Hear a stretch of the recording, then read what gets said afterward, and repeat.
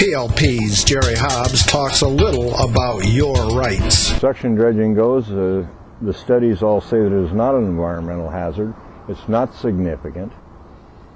And again, you're tying yourself with the Forest Service and the Bureau of Land Management. And the Forest Service regulations, 36 CFR 228.8H, states very clearly that if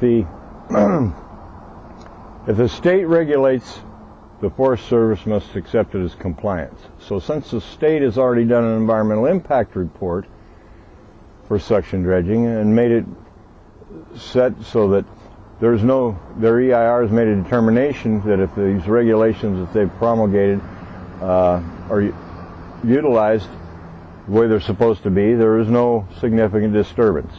The Forest Service, on the other hand, wants to get their nose into it and try to regulate you too. Well, they're in violation of a lot of laws.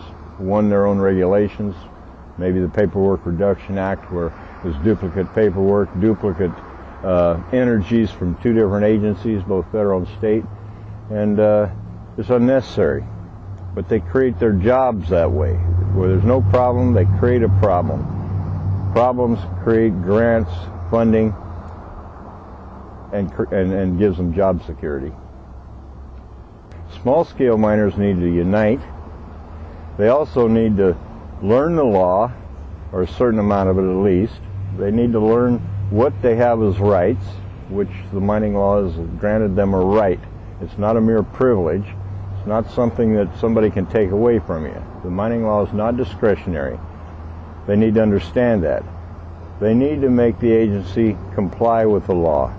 They need to not necessarily be confrontive with them, but not allow the agency to abuse them. But most importantly is that if you don't know the law, you're going to be abused by the law. If you don't know your rights, you don't have any rights. The small-scale community, in my opinion, must start learning this, must start showing some interest if they want to continue what they're doing. Well, Public Lands for the People's got growing pains. We're a pretty good-sized organization now. So Public Lands for the People still goes out, makes the shows, have raffles, have membership. We're basically a membership-supported organization. We need membership from the general public. Many of the clubs, for example, are members of Public Lands for the People, and their members feel because the club is a member that they are. And you can only do so much with $100 a month or $100 a year from a club.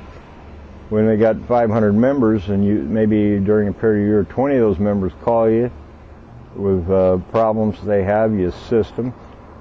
They really need to take the personal responsibility of membership too, if not in Public Lands for the People, in some other organization.